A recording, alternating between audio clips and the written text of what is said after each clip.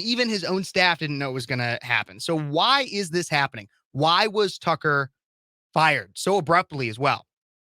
Well, as that article hinted, many attribute it to the $787 million settlement with Dominion over claims of lies regarding election fraud.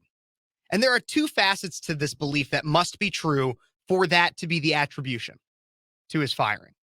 The first is that the parting of ways would have to be due to the loss of money. That's the first facet of this, because there's two facets. It's the loss of money, and then because of the alleged lies that were told regarding the Dominion voting machines. So those would both have to be true for his to be firing. And so let's start off with the loss of money. So if he was being fired because of the loss of money, then that would mean that they would overall save money and make money because Carlson was fired. But in fact, Fox Corp's stock tanked after the announcement was made. Coming out of CBS News, Fox lost more than $800 million in value after announcing Tucker Carlson's departure. Fox Corporation's worth as a public company has sunk more than $800 million after the media company on Monday announced that it is parting ways with the star host Tucker Carlson, raising questions about the future of Fox News and the future of the conservative network's primetime lineup. Carlson, whose last show was April 21st, is leaving Fox News, even as he remains the top-rated host ever. So this just goes a little bit more into his ratings. 334,000 viewers in the coveted 25 to 54-year-old demographic in the 8 p.m. slot. That was more than twice the audiences of his competitors at CNN and MSNBC in the same hour. Insane.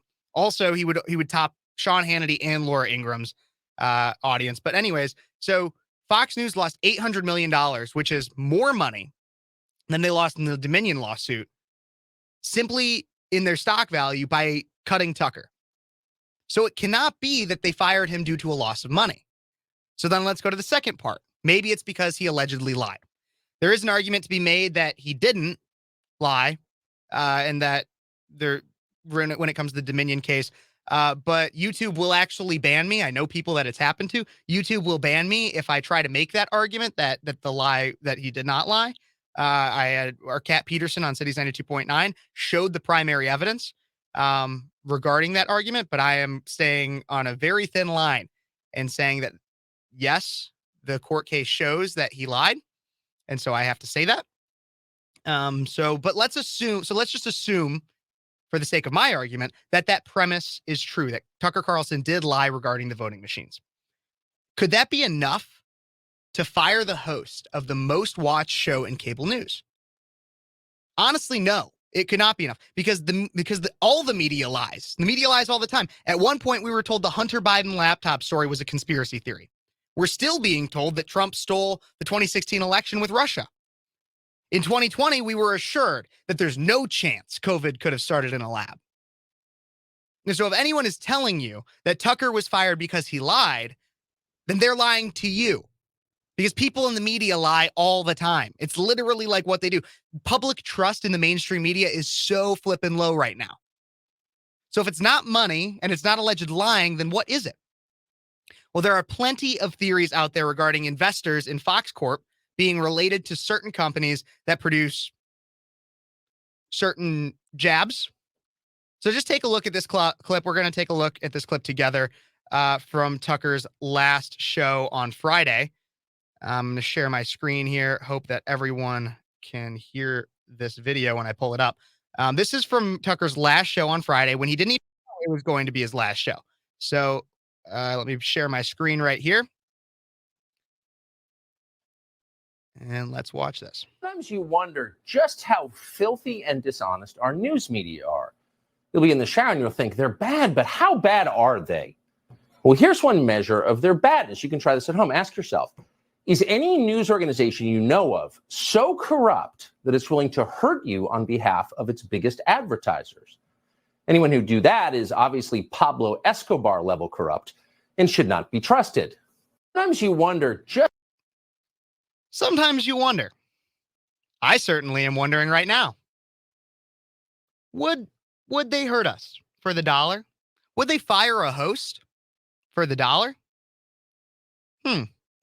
Well, there's actually a more left commentator, also actor, comedian, that had something exactly to say about this. And so let's also take a look at what he had to say. This is Russell Brand. who kind of lays it out pretty perfectly as to why Tucker highly likely could have been fired. So let's look at this. Ed. Also shows that the media is obsessed with itself. It's in a sort of narcissistic spiral, reporting on its own perspectives, its own heroes, and its own villains. What is the mainstream media supposed to be for? Just for a moment, remind yourself that it's actually about giving you information about important stuff, like how the government are governing, about how corporations are behaving, the information that you need to live your life efficiently and effectively, so you're informed politically. It doesn't do that. You know it doesn't do that. You know that the mainstream media is owned by certain corporate interests. You know that it gets all of its revenue from like the pharmaceutical industry. You know that they're tied up with the military industrial complex, and you know that they support the state with only partisan distinctions between this party or that party defining their output. They do not serve in your awakening. They do not serve your empowerment. Where Tucker Carlson goes next will inform us a great deal about our political landscape. If he joins an independent news organization, that's going to be fascinating. It will demonstrate where the power is moving, and it will show us why authoritarian, centralized systems of power are doubling down on trying to censor, control, surveil, prohibit, smear, destroy any alternative voices, because they recognize that now we can all communicate instantaneously and challenge any narratives that they put forward. That's why they've become ultra propagandist. Also shows Absolutely. Absolutely. And I even want to build off of that a little bit more.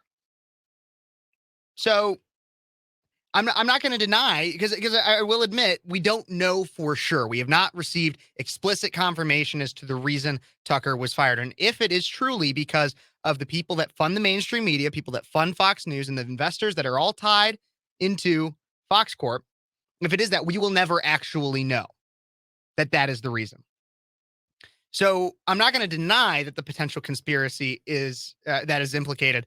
But I honestly don't know if it's always that sexy. It could also be that Tucker simply never meshed with Fox, with Fox's brand. That's another idea that I have. Tucker might have never actually been a part of Fox's brand, and recently he's been pushing that idea and the limits of the brand to a boiling point. He's too populist. Here's the thing: Tucker is way too populist for those at Fox News compared to Ingram and Hannity, their other opinion hosts. He pushes limits and exposes elitist lies and corruption in a way that no one else on any mainstream media platform ever has. Let's take a look. I want to keep showing these clips because Tucker really shows exactly what I'm trying to say here in different podcasts and such. And so let's take a look right here. You might have heard me. I don't know if you could hear that already, but I'm going to play right here this clip from Tucker on the Full Send podcast. I don't know if you guys have seen this, but he talks about the idea of the media being controlled by powerful people who run the world.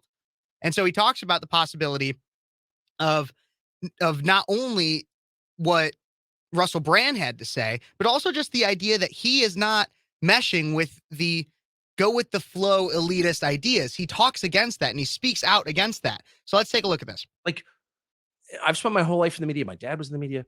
Like, that is a big part of the revelation that's changed my life, is the media are part of the control apparatus. Like, there's no, yeah, I know, because you're younger and smarter and you're like, yeah.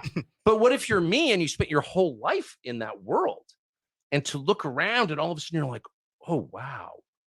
Not only are they part of the problem, but I spent most of my life being part of the problem, defending the Iraq war. Like, I actually did that. Can you imagine if you did that?